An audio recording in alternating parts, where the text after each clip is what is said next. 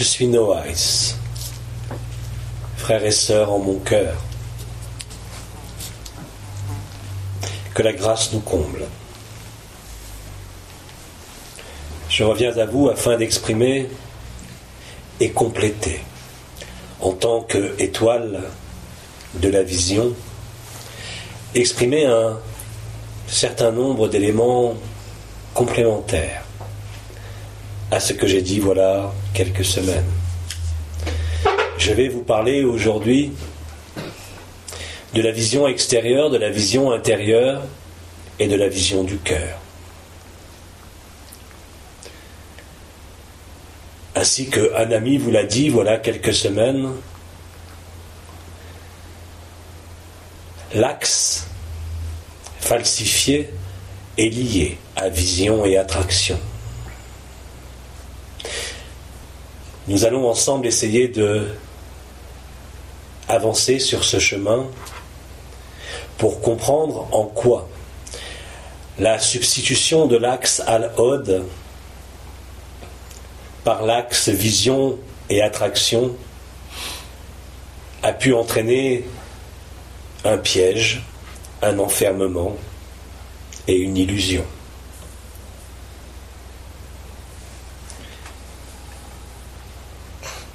Il convient toutefois dans un premier temps de comprendre que l'enfermement a simplement consisté à priver l'être humain de l'accès à ses autres corps, à ses autres dimensions, en quelque sorte de sa filiation au grand esprit ou à la source. Cette privation, en quelque sorte, a créé, au bout d'un certain temps, une situation où l'être humain s'est trouvé dépourvu d'un certain nombre de sens et où d'autres sens ont été privilégiés, permettant d'évoluer sur ce monde privé de l'essentiel. Cet essentiel a été remplacé par un accroissement des sens communs, appelés la vue, le tact, le goût, l'ouïe et l'odorat, qui ont permis, au sein de cet enfermement, de trouver les moyens de traverser cette étape en se repérant à ce qui tombait justement sous les sens.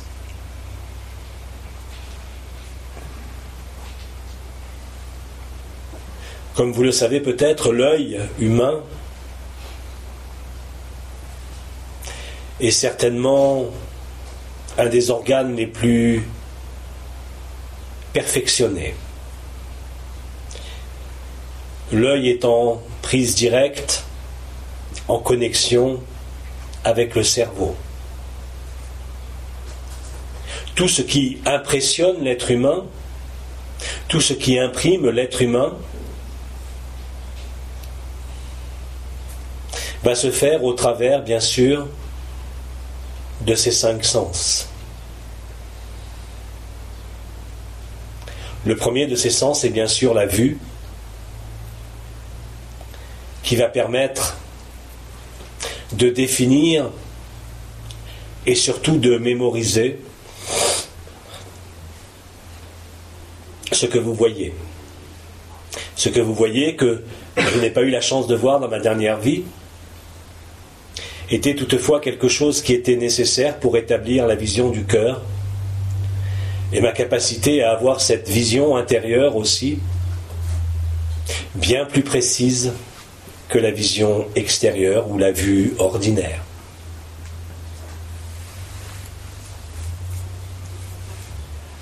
Au sein des dimensions unifiées, l'ensemble des perceptions se fait par la vibration elle-même. Dans ces mondes unifiés où la création est instantanée, La vision n'est pas limitée à un organe, fût-il subtil. La vision est directement reliée à une perception vibratoire globale qui fait appel à autre chose qu'à un organe comme l'œil, mais à une capacité que j'appellerai, si vous le voulez bien, à défaut d'autres mots, de résonance, impliquant par là même la mise en œuvre de lois d'attraction et de synchronie, permettant par le guidage non plus des sens qui n'existent pas, mais de la vibration ou de la perception, de créer dans sa vie ce qui est nécessaire à la conscience pour se déplacer, pour parcourir les mondes, les univers, les multivers, les dimensions, bien au-delà des limites d'une forme, quelle qu'elle soit.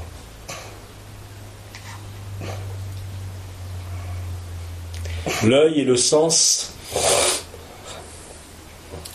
de l'orientation, bien plus que le goût, l'odorat ou l'ouïe.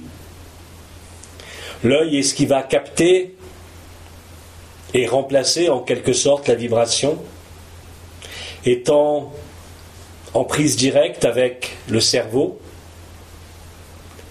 Il va en quelque sorte être un miroir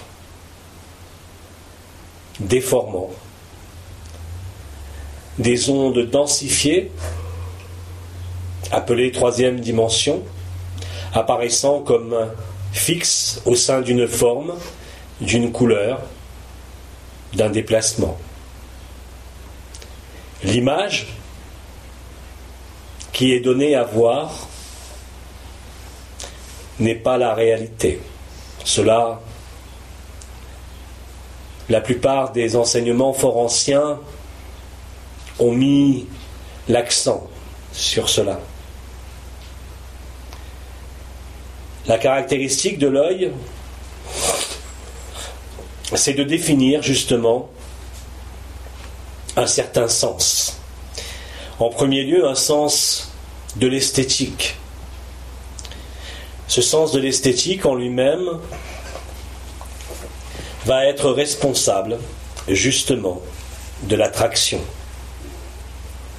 Cette attraction va faire que l'être humain, se servant de son œil, va être attiré par telle forme, telle couleur, tel mouvement. Que cela soit au travers d'un sexe opposé à rencontrer, d'un lieu, d'un élément de la nature, ou de quoi que ce soit existant à la surface de ce monde. L'œil permet donc de se diriger extérieurement, de définir par rapport à des images et des concepts, ce qui permet de s'orienter, de définir un sens de l'esthétique qui est proche et propre à la personne. L'œil est en quelque sorte, et cela correspond tout à fait à sa constitution, impressionnable. Cette notion d'impressionnable va venir à travers des signaux électriques et chimiques se localiser dans le cerveau et sur des zones qui sont les aires de projection de la vision. Ainsi, ce que l'œil voit n'est pas la vérité, mais une gamme de fréquences bien connues, allant depuis les couleurs appelées basses du spectre de l'arc-en-ciel jusqu'à la couleur la plus haute. Ainsi, la définition des formes, des couleurs, des déplacements va permettre une identification de l'image quasi exclusivement par ce sens. Quand vous regardez un arbre, il y a une image qui se crée, qui est appelée la vue, mais qui en fait n'est qu'une représentation d'une longueur d'onde dans le cerveau. Le problème de cette image est double. car c'est un problème. Le premier des problèmes est justement de jouer sur une notion d'attraction qui se fie à l'image et non pas du tout à la réalité ou la vérité de la vibration elle-même, puisque la gamme de vibrations auxquelles est sensible l'œil est extrêmement limitée. Ainsi, il est beaucoup plus facile de tomber amoureux d'un corps que l'on voit que d'un corps, par exemple, que l'on pourrait ressentir avec le nez ou avec un sens plus subtil. L'œil est conditionnant et limitant. Il est en prise directe avec une représentation qui elle-même est issue de votre propre expérience de vie. Ainsi, une forme, une couleur va être agréable ou désagréable sans pour autant pouvoir en définir la cause. Cet axe de vision et d'attraction fonctionne strictement sur ce principe. Ainsi, l'être humain enfermé n'est plus guidé par son attention et son intention, mais par la suggestion même de l'image venant déclencher des actions, des réactions, par impression, agréable ou désagréable. L'œil est donc ce qui permet l'enfermement. Car s'il n'y avait pas d'image et d'impression, il ne pourrait exister aucune croyance, absolument aucune. Je vais prendre un exemple précis pour vous occidentaux. Pour nous, le grand esprit indien est le tout, la source. Il n'est pas représenté par une forme. Dans la religion occidentale qui prévaut, le christianisme, le sauveur extérieur est représenté sur une croix clouée. La croix est d'abord, et avant même la présence du Christ sur cette croix, le symbole du christianisme, puisque c'est un symbole porté de manière commune par ceux qui sont catholiques ou chrétiens. Il y a donc une identification à une image. Cette image, bien sûr, ne correspond à aucune réalité, à aucune vérité, si ce n'est l'induction par impression d'une croyance. Ce que vous appelez dans votre monde la publicité fonctionne exactement de la même façon, qui est de déclencher par le biais d'une image, parfois aussi par des sons, bien sûr, mais à ce niveau-là, l'image est bien plus puissante que le son, d'entraîner une attraction et une adhésion pour la publicité et un achat. Mais pour les croyances religieuses, l'adhésion aveugle, c'est le cas de le dire, à un certain nombre d'éléments appelés des dogmes, faisant appel à la foi, sans avoir la capacité d'en vérifier la vérité ou la réalité. L'œil est donc basé directement sur la séduction de cette impression. D'ailleurs, même au sein de nombre de traditions, l'œil est maquillé, paré de certains atouts, afin d'attirer à son tour le regard, afin de séduire. L'œil est l'outil le plus parfait de la falsification de l'éther, puisque l'œil se base sur la transparence de l'air pour apprécier, être attiré, être impressionné et être séduit par une image, indépendamment de tout support vibratoire. Parce que la vibration de l'arbre, bien évidemment, n'est pas l'image de l'arbre. Ces mécanismes de vision extérieure conduisent l'ensemble de la vie de l'humanité comme de l'humain, sans aucune exception. Cet œil va donc être extrêmement conditionnant, à travers même les mémoires de ce qui a été vécu, puisque tout ce qui a été vécu et vu, et surtout vu, va s'imprimer dans le cerveau et va servir même à ce cerveau de base de référencement pour toute action, toute réaction. Alors certains éléments peuvent être décortiqués, analysés et compris. Mais il existe au niveau de la vision des mécanismes dans la vision extérieure qui sont au-dessous de la capacité consciente de l'être humain. Et là provient effectivement toute l'illusion. Puisque l'œil étant impressionnable, il va être capable de véhiculer au-dessous même de la conscience des informations sans rapport avec la vibration originelle, mais destinées à orienter, vous l'avez compris, le comportement et l'action de l'être humain dans un sens. Ce sens est toujours lié à une action-réaction. Le meilleur exemple que vous puissiez en trouver dans les images créées par le cinéma, les télévisions, les publicités, qui cherchent à attirer le regard afin que ce qui est donné à regarder puisse imprimer le cerveau et déclencher une réaction inconsciente d'achat, d'adhésion ou de séduction. L'œil, appelé le sens essentiel dans ce monde, est l'outil essentiel de la mise en œuvre des plans de la falsification. Je ne reviendrai pas sur le symbole de certaines sociétés qui contrôlent justement le monde et qui utilisent bien sûr l'œil. La vision extérieure n'est donc pas le reflet de la vérité.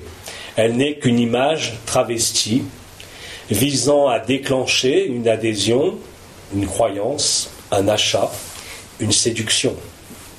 Vous avez tous connu ça à travers la séduction d'un être proche, la reconnaissance d'un enfant se basant uniquement sur ce qui est vu. Ce mécanisme de l'image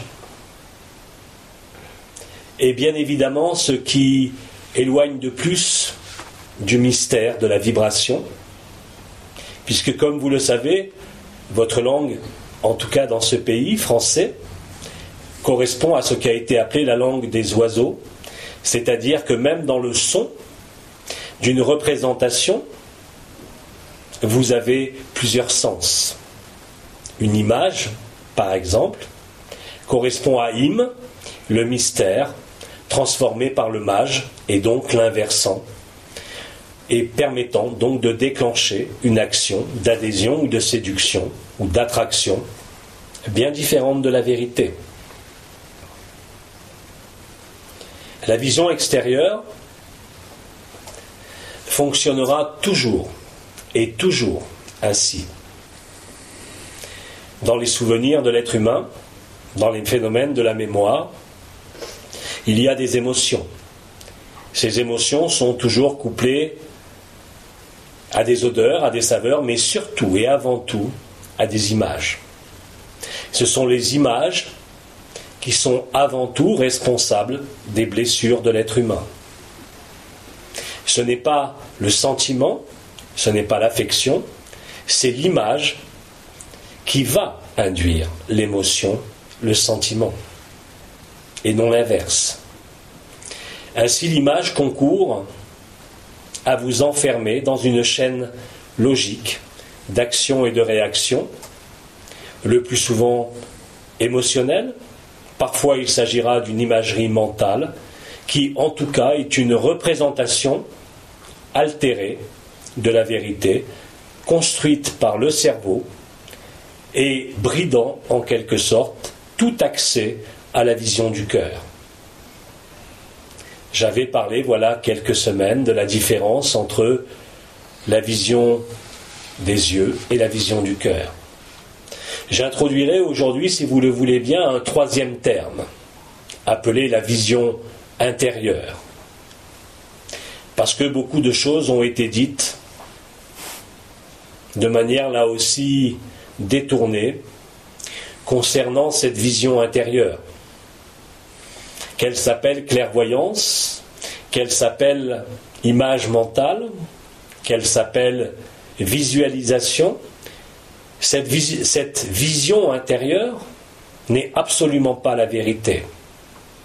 Elle est elle aussi une image travestie de la vérité.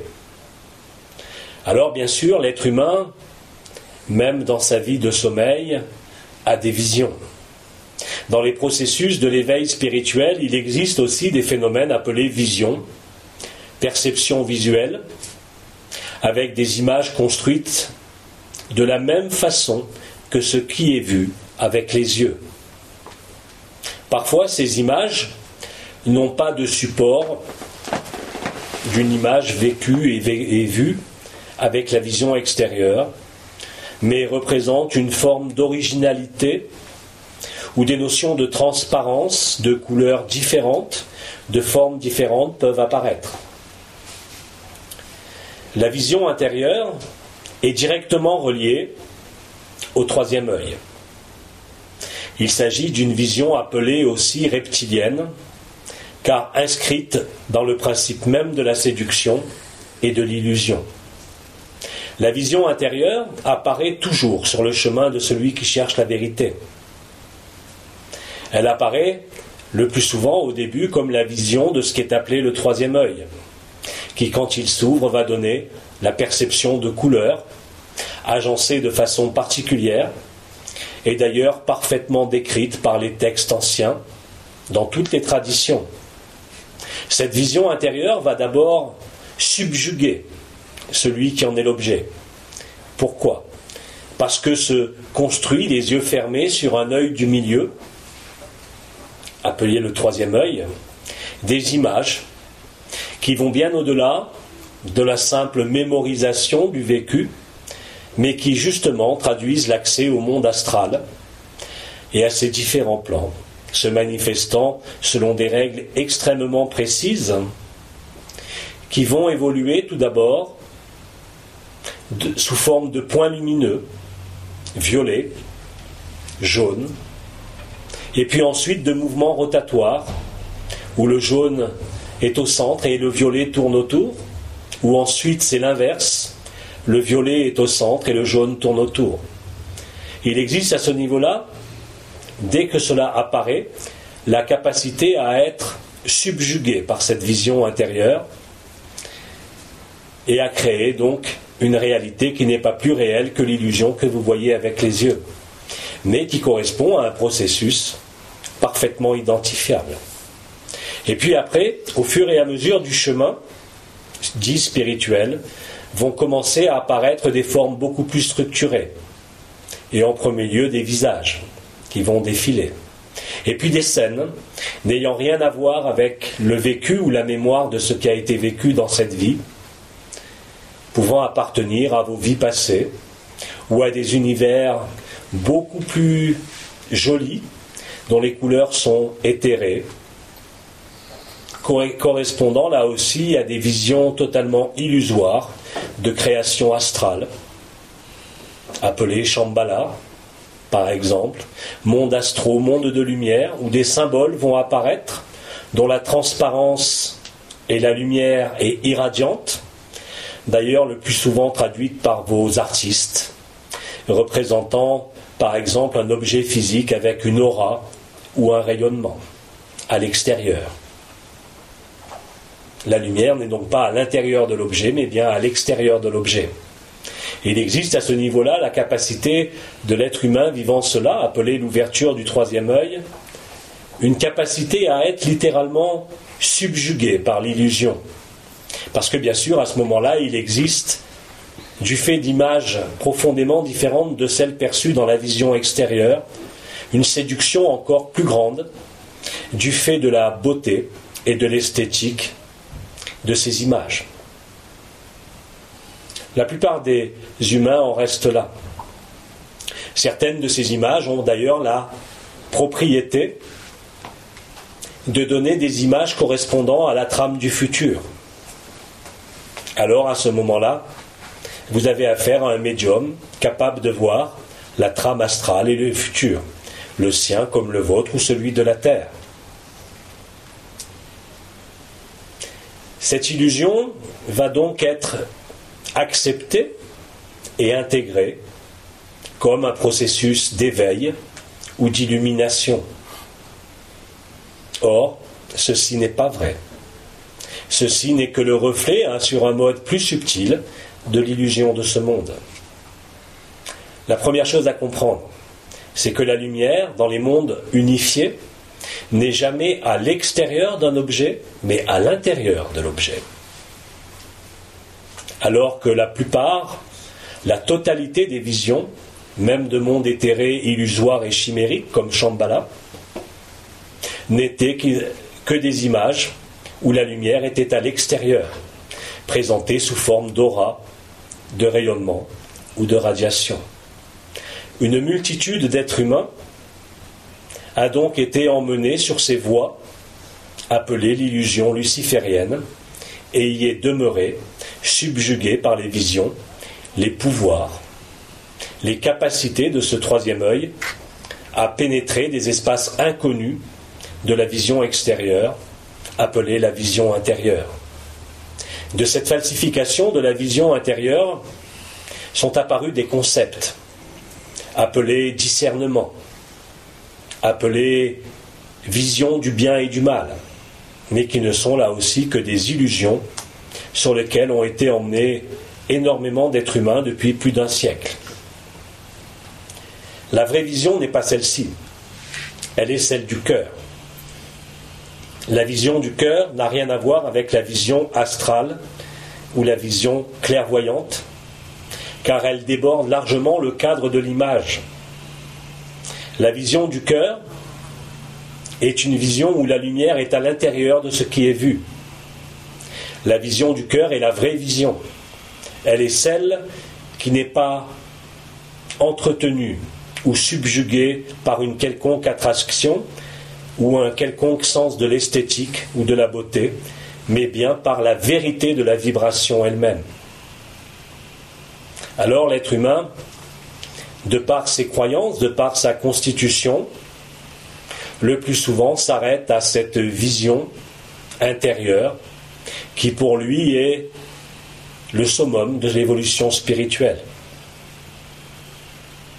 De là sont nés les mots clairvoyance, discernement, qui ne sont que des falsifications apportées sur l'écran intérieur de l'humain, à nouveau une image, reflet d'une vérité, mais amputée de sa dimension de vérité. La vision du cœur est la vision de la vibration. Elle peut donner la vision de forme, elle peut donner une vision esthétique, mais elle n'est pas vue par le troisième œil, elle est vue par l'œil du cœur. La vision du cœur est la vision de ce que j'appellerais, et ce qui a été appelé, me semble-t-il, le monde imaginal, le monde des archétypes, faite de structures géométriques, mais surtout un objet ou une conscience est dans une forme lumineuse. Il n'y a pas de lumière à l'extérieur, car tout est lumière à l'extérieur, et seule la spécificité ou la tonalité de la lumière de la conscience ou de l'objet va apparaître comme différente de la tonalité de lumière globale, alors que dans ce monde, les objets que vous voyez, que cela soit en vision intérieure ou en vision extérieure, sont littéralement éclairés de l'extérieur. Essayez de voir avec la vision extérieure quelque chose qui est dans le noir. Vous ne verrez rien. Alors que dans la vision du cœur, tout est blanc, tout est lumière, et dans cette lumière existent d'autres lumières. C'est exactement le négatif et le positif. La vision intérieure a été utilisée au travers de bon nombre d'éléments parfaitement stratégiques et ordonnées et pensées pour vous éloigner du cœur. Ainsi, il y a réellement une illusion vous entraînant à travers le fait de voir cette lumière sous l'écran de la vision intérieure et de concevoir cette lumière comme la vérité absolue, vous éloignant toujours et encore plus de la vision du cœur. Les concepts qui ont été accolés à cette vision intérieure, les mots comme clairvoyance, discernement, si on va au-delà de ma propre civilisation indienne, et si l'on se penche sur des écrits beaucoup plus anciens, en particulier en Inde, il était fait état, bien sûr, de cette possibilité du troisième œil, de ces possibilités de vision intérieure appartenant au pouvoir de l'âme, et dont il était dit dans de nombreux textes qu'il fallait se sauver très vite quand ces processus apparaissaient. Cela correspond point pour point aussi à ce que Sri Aurobindo, qui fut le bien-aimé Jean, a décrit comme les appelés qui seront marqués au front. Le front n'est pas le cœur. Le front n'est pas la couronne radiante de la tête. Elle est l'amputation de la couronne radiante de la tête au travers de l'enfermement dans le feu de l'ego, feu luciférien, prométhéen, vous éloignant du feu du cœur. Beaucoup d'êtres humains ont donc été subjugués par ce qui leur ont été présentés par diverses écoles initiatiques, parlant justement de la clairvoyance, de l'intuition. L'intuition fait partie de l'illusion luciférienne. Le cœur n'a pas à être intuitif. Le cœur voit la vibration. Il n'est pas dans le discernement, puisque le discernement est discriminant entre le bien et le mal. La vision du cœur se situe au-delà du bien et du mal. Elle les englobe tous deux. Elle ne peut discriminer, puisqu'il n'y a pas d'un côté l'ombre et de l'autre côté la lumière. Il y a la lumière partout, à des stades différents de révélation. La vision du cœur est celle-ci. Elle ne peut donc juger, elle ne peut donc discriminer, elle ne peut donc manifester une quelconque intuition, car elle est la vision de l'unité et de la lumière, où tout, encore une fois, n'est qu'une lumière plus ou moins révélée, plus ou moins dévoilée, mais l'ombre ne peut exister au sein de la lumière et de l'unité. Ainsi, voir l'ombre, spécificité de l'œil humain, dans sa vision extérieure et dans sa vision intérieure, n'existe tout simplement pas dans la vision du cœur. No eyes, justement, je l'ai été parce que l'absence Dieu m'a privé de cette vision extérieure et de cette vision intérieure. Je n'ai eu accès qu'à la vision du cœur, me permettant de me promener de monde en monde, même dans le plan physique, et d'en voir la réalité au-delà de l'apparence de l'image, parce que je ne pouvais me fier à une image, mais bien à une vibration et non plus à une représentation construite en fonction des affects, des émotions et du mental. La clairvoyance ou la fausse vision, la vision intérieure, met en œuvre aussi des processus liés au son. Ce son n'est pas le son de l'âme, mais un pouvoir de l'âme appelé télépathie. La télépathie fait appel à l'illusion appelée prométhéenne ou luciférienne. Entendre dans le cœur n'est pas entendre par télépathie. La télépathie passe par cerveau et ne passera jamais par le cœur. À partir de là, vous comprendrez comment ceux qui manipulent l'illusion elle-même au sein de votre enfermement, qui a été le mien aussi, vont pouvoir, à travers des images projetées sous forme d'hologrammes, à travers des ondes télépathiques, manipuler en totalité l'évolution spirituelle de l'humanité afin de détourner l'homme de son cœur, où se situe la vraie vision. Aujourd'hui, à l'heure où des frères et des sœurs s'ouvrent au niveau du cœur, certains sont encore attirés par les mécanismes que je viens de décrire de vision intérieure. La vision extérieure est toutefois assez évidente à comprendre. Elle joue sur la séduction, sur l'exaltation, sur le besoin appelé de sens ou de sensualité, n'ayant rien à voir avec un quelconque cœur. Pour la vision intérieure, la séduction est encore plus forte, car en effet, celui qui devient par l'ouverture du troisième œil capable de voir la vision astrale va être subjugué par la capacité à voir le passé ou le futur, le sien, comme celui des êtres auxquels et avec lesquels il est en contact. Mais ceci ne permettra jamais l'ouverture du cœur, bien au contraire. Il existe une dérivation de la conscience vers cette vision intérieure, vous privant de la vision du cœur.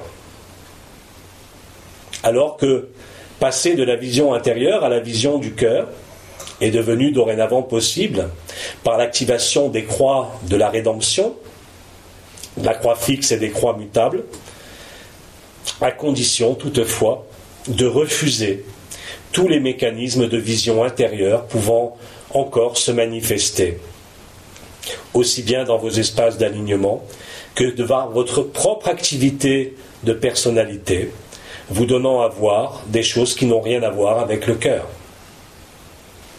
La vision du cœur, encore une fois, est très facile à différencier de la vision intérieure. La vision intérieure est discriminante, en bien et en mal, en attraction et en répulsion.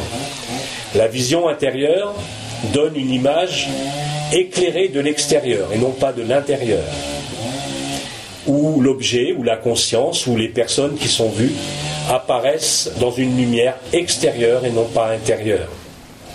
La vision du cœur est exactement l'inverse. Il n'existe ni bien ni mal, ni attraction ni répulsion dans la vision du cœur, puisque la vision du cœur est la vision de la lumière et de l'unité. Il existe bien sûr des mécanismes vibratoires associés à cela. La vision intérieure va se manifester dorénavant non plus uniquement par la perception du troisième œil, mais aussi dans une certaine mesure par la vision et la perception de la couronne radiante de la tête. La seule façon de pénétrer la vision du cœur est, là aussi, de laisser s'établir la couronne radiante du cœur, permettant de sortir de la discrimination, de l'illusion de l'intuition, de l'illusion du discernement, pour pénétrer dans la vision de l'unité. C'est ainsi, par ce sens majeur appelé la vision, que l'on arrive à la vision du cœur et donc à l'unité. Les étoiles, situées à la partie postérieure de la tête, en arrière de Im et de Is, font appel au cœur. Elles font appel à l'unité, à Kiristi. L'unité est dans le cœur. Kiristi, c'est le fils ardent du soleil qui est dans le cœur. Od est la nouvelle fondation portée par Anne, qui est la porte étroite de passage dans le cœur. La vision du cœur, et non plus la vision de l'attraction. Et enfin, la profondeur, la capacité à pénétrer l'espace intérieur sacré, le temple intérieur appelé le cœur. Voici les quelques éléments de réflexion que je tenais et qu'il m'a été demandé de porter à votre attention et à votre conscience. À vous de vous en imprégner et de voir si cela correspond à votre vision.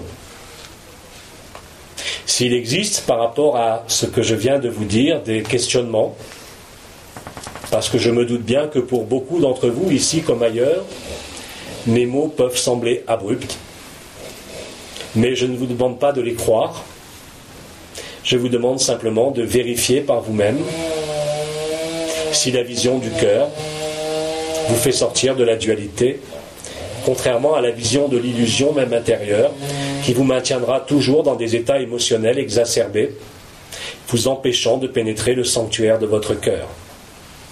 La vision est donc réellement, quand elle devient celle du cœur, la porte d'accès au cœur et la sortie de la tête, dans tous les sens du terme. Frères et sœurs, je vous écoute maintenant. Des questions? Oui, Jean-Claude. Qu'en est-il de l'image de la nature, de la vibration de la nature? Je pense que c'est au niveau du cœur, parce que pour celui qui est sensible à la nature, surtout en chamanisme, on peut échanger avec un arbre, avec le cœur. Quelle est la question? Chère sœur, est-ce qu'elle a une recommandation particulière pour moi en ce qui concerne mes sorties fréquentes en forêt, surtout dans l'art totem? Jean-Claude demande si vous avez des préconisations pour lui qui est un grand amateur de la nature, qui donc vit beaucoup dans la nature et prend plaisir à voir la nature. Pour lui, cela relève d'une vision du cœur chamanique. Absolument pas. La vision extérieure de la nature ne donnera jamais la vision du cœur.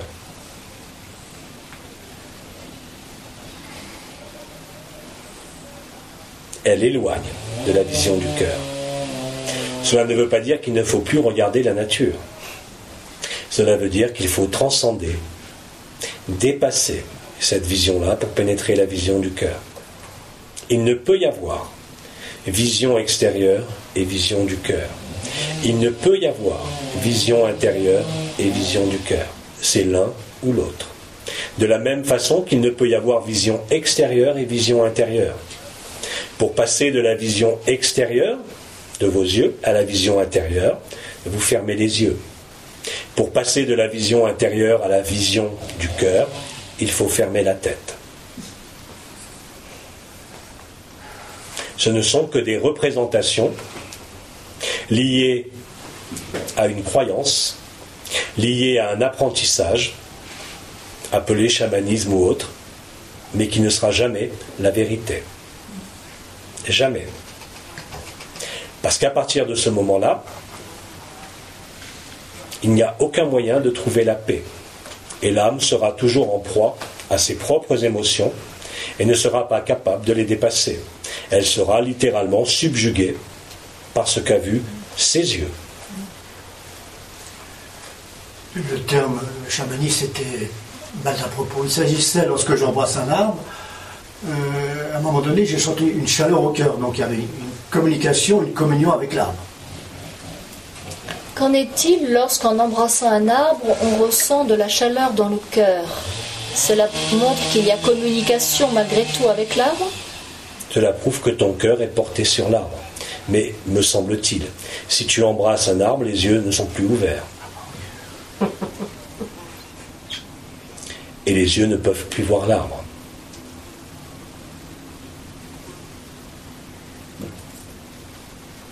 Maintenant, si tu es capable, mon frère, de sentir la chaleur du cœur en embrassant avec le cœur l'arbre sans le toucher, alors à ce moment-là, tu seras dans la vision du cœur et sans le voir.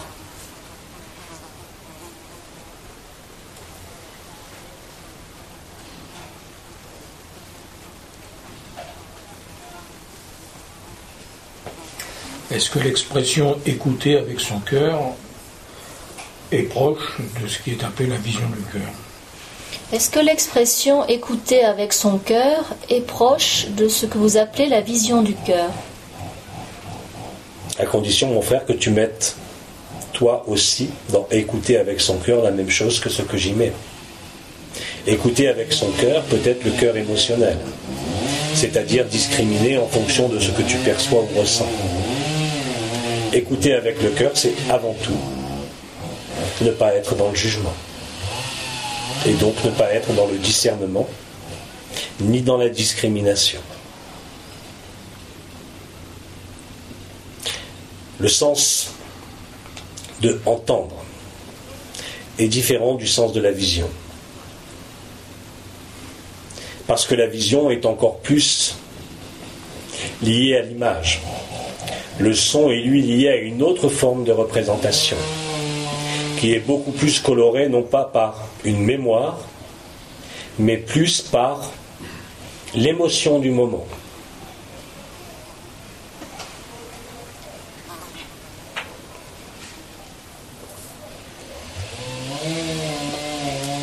Autre question?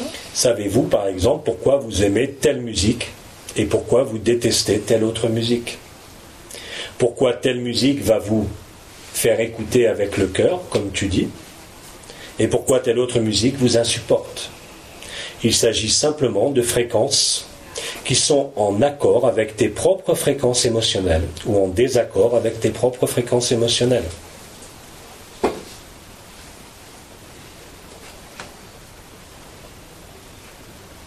La seule écoute du cœur, dans le cœur, se traduirait plutôt par l'entente du chant de l'âme et du chant de l'esprit, ou encore du chant du ciel et du chant de la terre.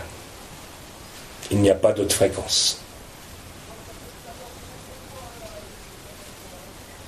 Dans les dimensions unifiées, même si ce n'est pas le cadre de mon intervention, entendre se fait sans oreille. Entendre ne passe pas par les sens, mais aussi par la perception de la vibration.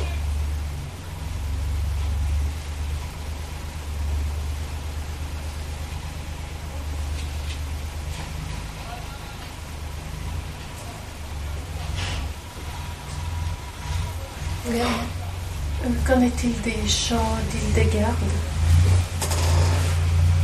Qu'en est-il des chants d'Hildegard de Bingen? Il s'agit très exactement d'harmoniques renvoyant à ce qu'elle-même a entendu dans son cœur.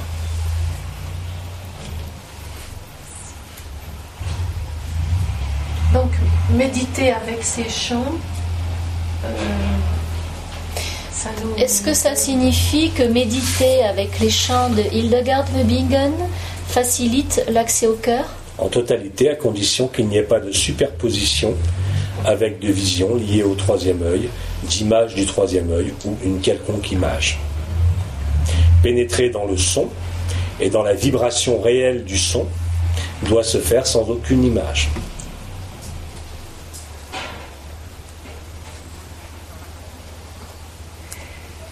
Et puis, je ne sais pas, la vision éthérique, elle en a parlé, moi j'ai mis les voiles pendant un moment. Je ne sais pas, est-ce qu'on peut lui demander, qu'en est-il de la vision éthérique? Qu'en est-il de la vision éthérique? La nouvelle vision qui est en train d'apparaître est en résonance, je vous le rappelle, avec justement la fin de la falsification du triangle du feu, où le point Al, en résonance avec l'étoile Mahananda Moyi, s'est retourné et permet donc de développer par l'activation des deux derniers corps, 11e et 12e corps, la vision éthérique. Non pas la vision pranique, celle qui apparaît autour d'un arbre, mais la vraie vision éthérique, où vous vous apercevrez que l'ensemble est coloré de bleu, puisque l'éther est de couleur bleue.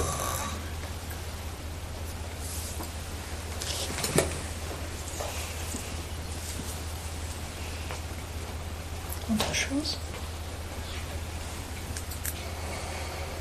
Autre question? Philippe. C'est à propos de l'autre sens, l'odorat. Est-ce que celui-ci a été, comment je pourrais dire, falsifié en quelque sorte?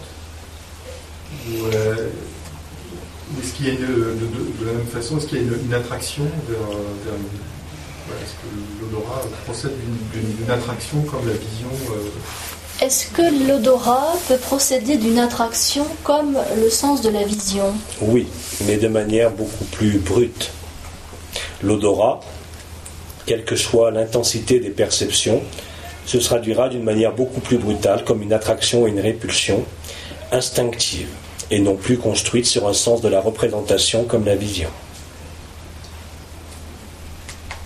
Même si certaines odeurs peuvent renvoyer là aussi à des images. Et les odeurs de sainteté, par exemple? Et qu'en est-il de ce qu'on appelle les odeurs de sainteté? Les odeurs dites mystiques, appelées aussi clairsentience, sont une intrusion des mondes de l'unité au sein de la dualité. C'est d'ailleurs le sens subtil le plus difficile à obtenir, contrairement à la clairvoyance qui se manifeste de plus en plus facilement au sein de l'humanité actuellement.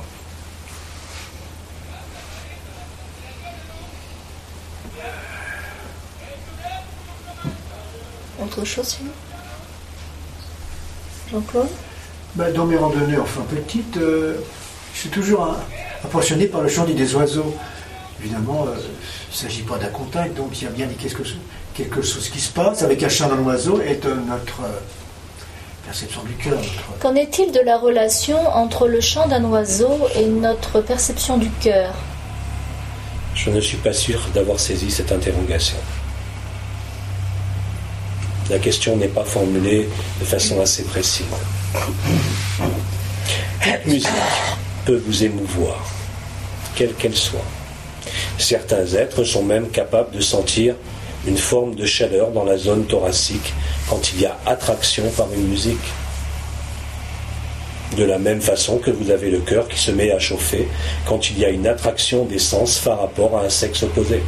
Mais cela n'est pas l'amour. Cela est la séduction.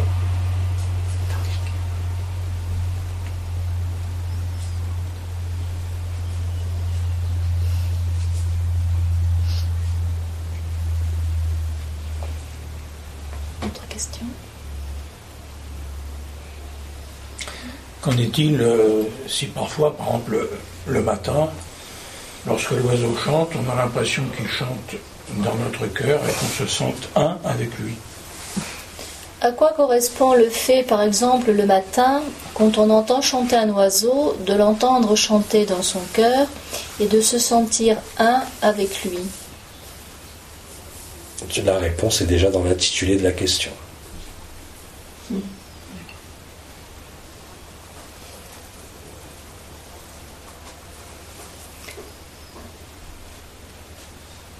Autre question? Vous avez dit que la vision extérieure par les yeux conduisait forcément à quelque chose de falsifié. Je ne sais pas, convient-il de se donner des espaces de temps plus importants à fermer les yeux et à s'y intérioriser? Si la vision par les yeux amène à des aspects falsifiés, est-ce qu'il convient de développer davantage des espaces où on pourrait évoluer les yeux fermés? Plus du tout, puisque la vision les yeux fermés conduit immanquablement à la vision intérieure et non pas à la vision du cœur.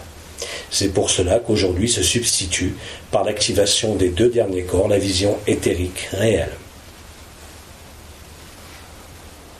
Ce faisant, les yeux ouverts.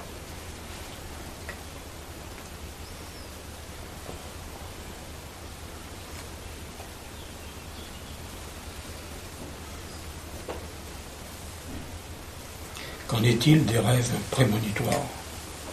Qu'en est-il des rêves prémonitoires? Ils appartiennent sans exception à la matrice astrale. Tout ce qui est vision d'un futur correspond nécessairement à une perception astrale. Même un prophète ayant une vision qui est réelle dans le sens de sa concrétisation prend cette vision impérativement dans le monde astral. Dans le monde de l'unité, vous sortez du temps. Comment est-ce qu'en sortant du temps, vous pourriez apercevoir quelque chose se situant dans le futur qui n'existe pas?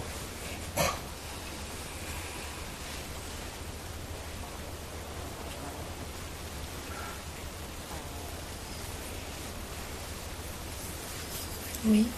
J'ai une question, c'est un peu compliqué, mais j'ai l'impression que, disons, il y a un certain moment, c'est comme si le cercle qu'on a ici, je ne sais pas la couronne, mais disons, ça fait comme une couronne, ça s'élargit, ça s'élargit beaucoup. Est-ce que ça fait partie de la vision éthérique? nouvelle. Est-ce que le fait de sentir la couronne radiante de la tête s'élargir, s'expanser, fait partie de la vision éthérique nouvelle telle que vous l'avez définie? Oui.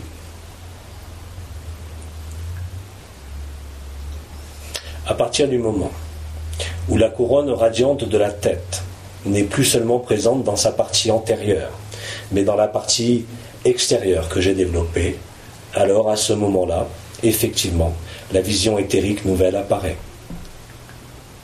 Du fait même de l'activation du triangle Kiristi, vision et ode, qui donne la vision des nouvelles fondations, mais aussi de la nouvelle terre dans la 5e dimension.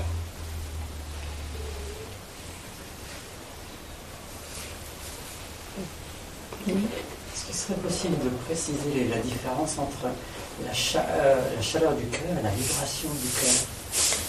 Pourriez-vous préciser la différence qu'il y a entre la chaleur du cœur et la vibration du cœur?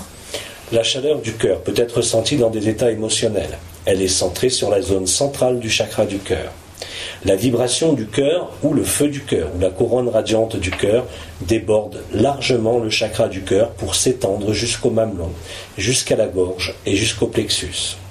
C'est un embrasement de la poitrine. Cet embrasement ou cette perception tend à devenir permanente au fur et à mesure que vous bâtissez votre temple intérieur. Autrement dit, votre corps d'être-té.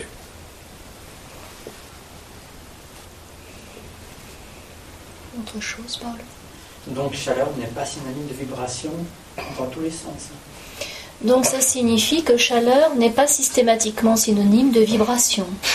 Tout dépend de la zone de projection de cette chaleur.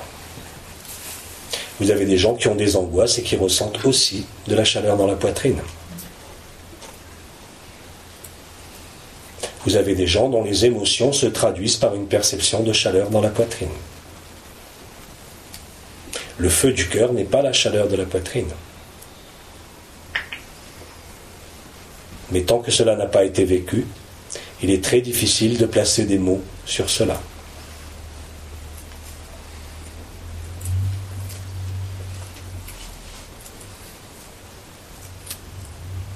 La différence est essentielle. Quand vous pénétrez le feu du cœur, il ne peut exister la moindre vision intérieure.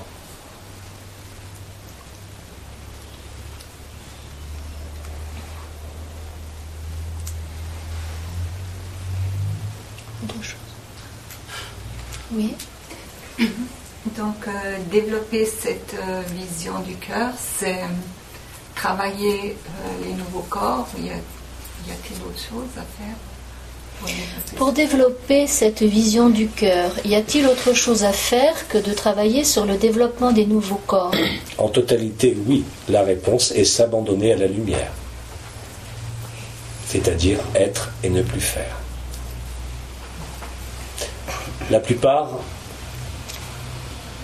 des êtres ayant vécu ces accès à l'unité, que cela soit dans mon peuple ou dans des traditions orientales, occidentales ou extrême orientales, n'ont pu accéder à cet état du cœur que quand ils ont réussi à s'extraire de toute activité de la personnalité.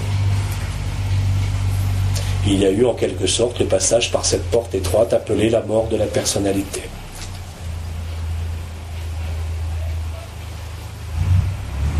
Vous ne pouvez naître à la vision du cœur tant que ce qui est vision extérieure et intérieure n'est pas mort.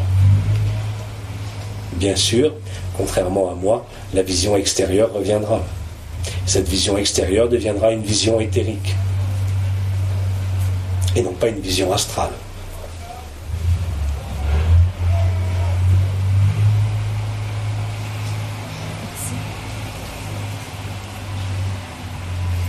Autre question?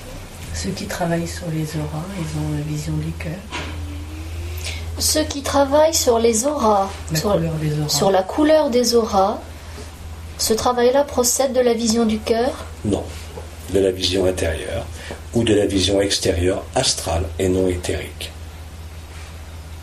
Elle est colorée par le bien et le mal et elle est donc inscrite dans la dualité. La lumière de l'aura est donc perçue à l'extérieur du corps, il me semble, non pas à l'intérieur.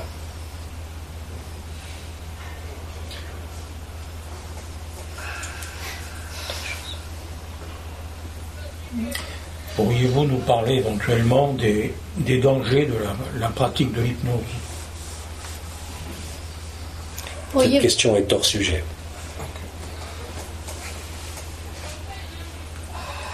Autre question? Oui, Jean-Claude? Qu'en est-il de ceux qui ont quelquefois, souvent, des tremblements lorsque l'entité de lumière arrive? Est-ce que c'est une vision astrale ou une sensibilité éthérique ou autre chose? Qu'en est-il du fait de ressentir des tremblements quand, en présence d'un être de lumière, comme vous par exemple? Est-ce que ça relève d'une sensibilité éthérique ou d'autre chose? Ni l'un ni l'autre, d'une perception vibratoire.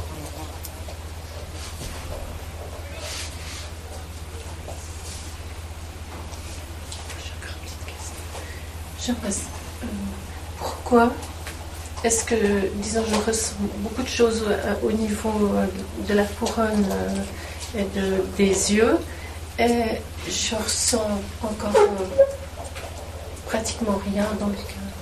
Comment c'est possible?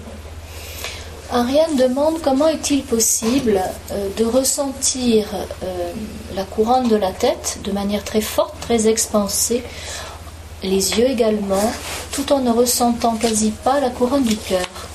Cela est le cas de beaucoup d'êtres humains en cours de réalisation et d'éveil total.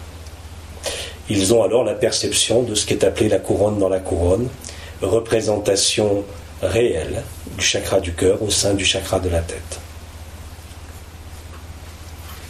Le feu du cœur, ou couronne radiante du cœur, est la porte de sortie. Certains des êtres éveillés à la vraie lumière ne peuvent manifester encore cette couronne radiante du cœur, mais manifestent les deux couronnes, la couronne dans la couronne, parce que sinon ils ne seraient plus présents sur ce monde.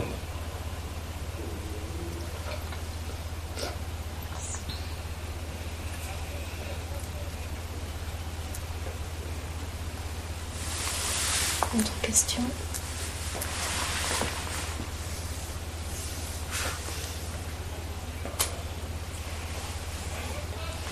Est-il possible qu'une personne, en se projetant, puisse nous faire sentir la chaleur au niveau du cœur?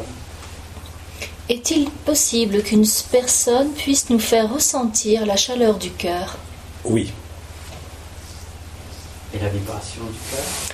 Et la vibration du cœur? Non.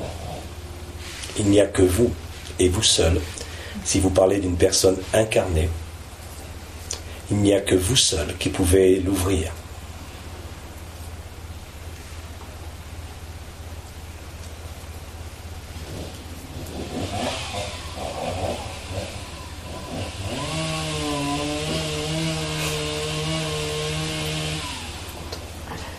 Si vous prenez dans votre tradition, même falsifiée, le Christ, ils ont tous reçu l'Esprit Saint lors de ce qui a été appelé la Pentecôte. Cet Esprit Saint a été représenté par une flamme au-dessus de la tête. Le Christ leur a donné la dimension christique par l'activation des deux couronnes de la tête, dont la couronne dans la couronne, image de la couronne du cœur. Mais la couronne du cœur ne peut s'ouvrir que par soi-même. Cela est conforme à tout ce que les anciens, les étoiles ou les archanges vous ont dit. Le cœur ne s'ouvre que de l'intérieur.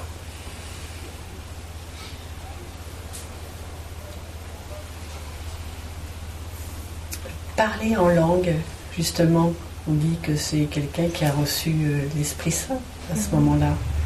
Donc ça, c'est la confirmation de l'ouverture du cœur. Est-ce que parler en langue est la confirmation de l'ouverture du cœur? Non. La confirmation de l'ouverture du cœur est le feu du cœur, et rien d'autre. Les esprits malins peuvent très bien parler en langue.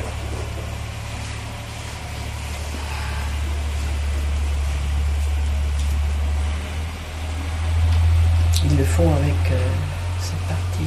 Ils le font alors avec le troisième œil? Ou par d'autres centres énergétiques. Le plus souvent, le chakra appelé de la gorge.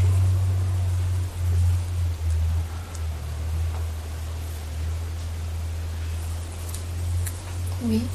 Pouvez-vous expliquer ce que c'est que parler en langue? Pourriez-vous expliquer ce que signifie parler en langue? Parler en langue, c'est s'exprimer dans une langue qui n'est pas connue par le cerveau. Cela peut être du latin, cela peut être du grec, cela peut être une langue qui n'existe pas dans les langages connus sur Terre. Parler en langue, ça peut être, dans le cas du feu du cœur, parler en vibration. C'est retrouver, après l'ouverture de la bouche constituant ce qui vous a été appelé le canal de l'éther, le Verbe créateur.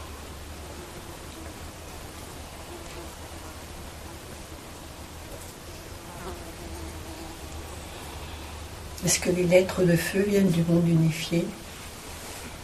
Est-ce que les lettres de feu viennent du monde unifié? Les questions s'éloignent profondément de notre sujet. Je suis désolé.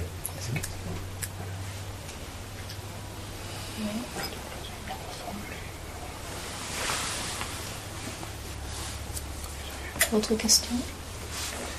Est-ce qu'avoir ouvert son cœur, c'est avoir retrouvé la source? Est-ce qu'avoir ouvert son cœur, c'est avoir retrouvé la source? C'est être connecté, oui.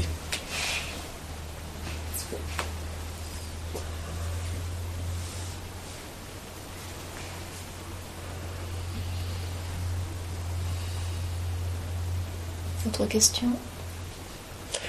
Au-delà de la perception dont vous parlez, feu du cœur, chaleur du cœur, couronne radiante du cœur, rappelez-vous que le feu du cœur confère la joie, le samadhi. Si vous n'êtes pas en paix, vous n'êtes pas dans votre cœur.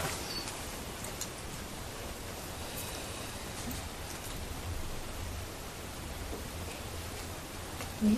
En ce qui concerne la deuxième couronne, est-ce qu'il n'y a pas une exception? Est-ce que la Shakti ou la source mère, la mère divine, ne peut pas la donner? Ou alors, est-ce que c'est sans appel ce qu'elle a dit?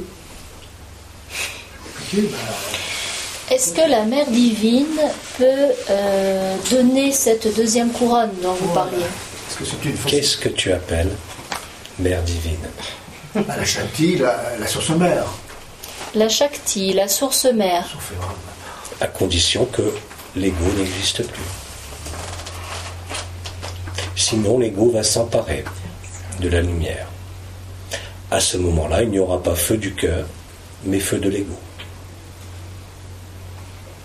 Et enfermement au sein du feu promotéen, fait de désir et de projection. Le feu du cœur n'a aucun désir. Le feu du cœur n'a aucune projection.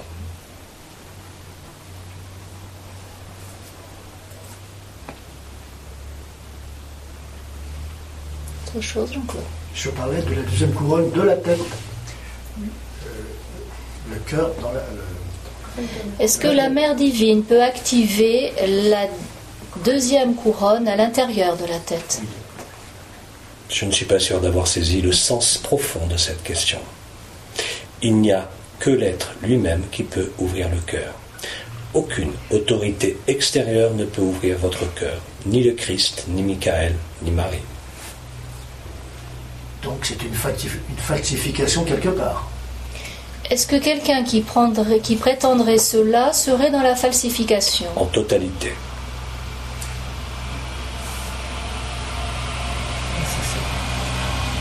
Autre question? Le Christ en personne ne pourrait vous ouvrir votre cœur. C'est vous qui ouvrez votre cœur à lui.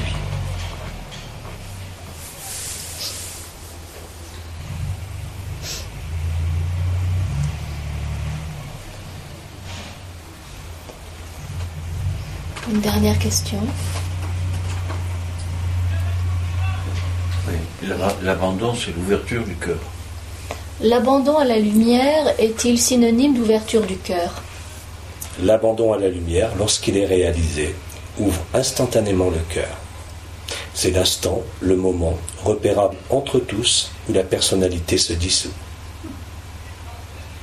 Où il n'y a plus aucune revendication, où il n'y a même plus le sens de l'existence d'une quelconque identité.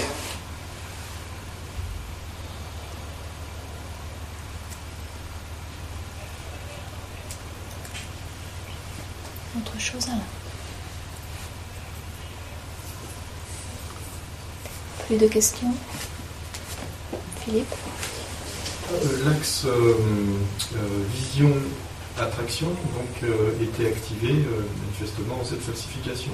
Est-ce que le fait d'avoir réactivé les croix mutables rééquilibre l'ensemble et donc cet axe-là a quand même raison d'être? Sachant que l'axe attraction-vision fait partie de la falsification, est-ce que l'activation des croix mutables a rééquilibré cet axe-là, d'une part, et du coup, est-ce que cet axe-là, donc, a malgré tout une raison d'être? Dorénavant, oui, depuis l'activation des croix mutables.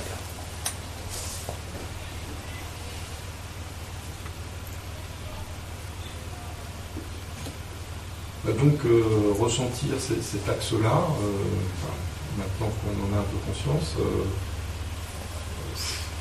c'est pas négatif. Donc, dans la mesure où les autres.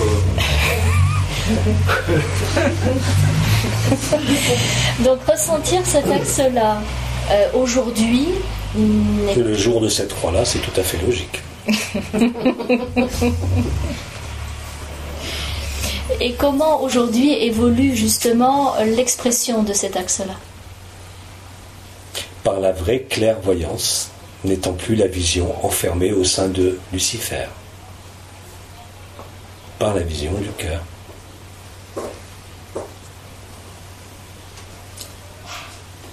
Et la vision éthérique restituée.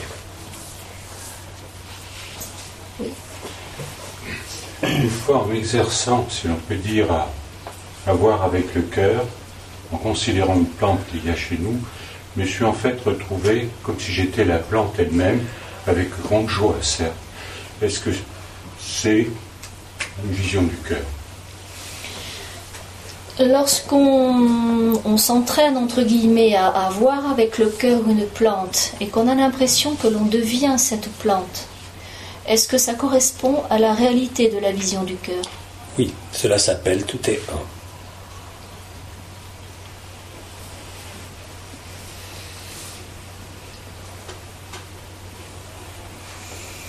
C'est justement la perte de l'identification à ce corps ou à cette personnalité qui permet à la conscience ou supraconscience de pénétrer n'importe quoi d'autre.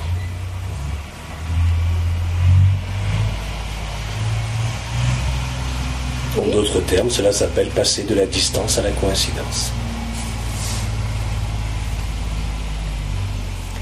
Il n'y a plus de séparation.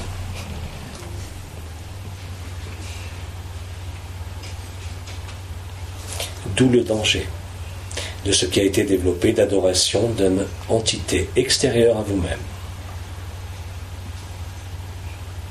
Puisque l'adoration, le plus souvent, n'est pas une fusion, mais une distance.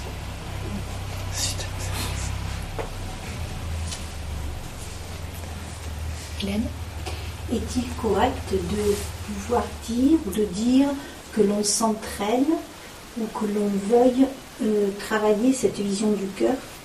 Il me semble que c'est quelque chose qui s'installe tout seul de lui-même dans un processus logique. Parce que dire de vouloir s'entraîner ou de vouloir travailler, n'est-ce pas encore se mettre dans une position égoïque? Est-ce que la vision du cœur fait partie de l'évolution que l'on vit en ce moment et donc obtenue sans rien faire de particulier, ou bien est-ce qu'il convient de la travailler, de s'y exercer, sachant qu'alors... Cela est différent pour chacun. Certains sont capables de s'abandonner directement à la lumière. D'autres ne le seront jamais.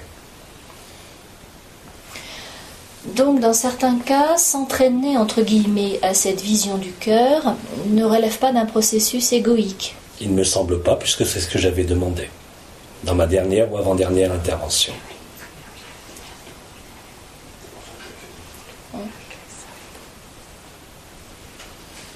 Autre chose.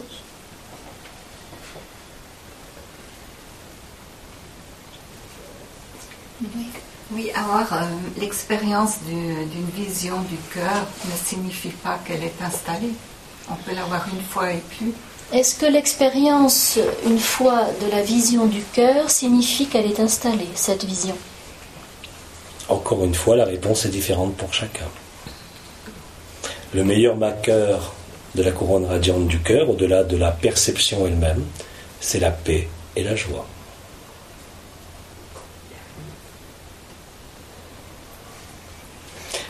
Notre Christ disait, on reconnaîtra l'arbre à ses fruits. Oui. J'ai une expérience semblable à lui avec une cascade, mais c'est il y a bien longtemps, bien avant que j'aie conscience de tout ce qui se passe. Et c'était une fois fini. Et depuis, tu es en paix et tu es en joie? Pas forcément toujours. C'est à refaire. C'est difficile. Autre question? Quand on reconnaît justement l'état d'être en unité avec le cœur par la paix et la joie, est-ce que le fait de manifester un sentiment d'amour pour la source, de porter ce sentiment vers la source, je pourrais dire mieux, est-ce que ça aide à s'abandonner et à fusionner? Parce que si tu veux, l'amour inconditionnel n'a pas de sentiment, mais notre cœur humain éprouve des sentiments, et de porter ces sentiments d'amour vers notre source, est-ce que ça aide à fusionner? Est-ce que le fait de porter un sentiment d'amour vers la source aide à atteindre cette unité? Non, le sentiment est une émotion. Le sentiment ne sera jamais la joie. Le sentiment d'amour n'est pas la vibration de l'amour.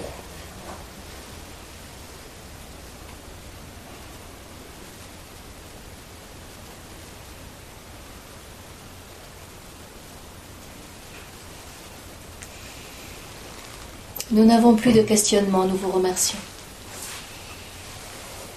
Frères et sœurs en cœur, Noaïs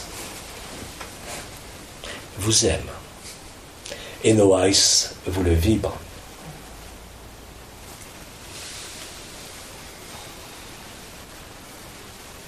À une prochaine fois.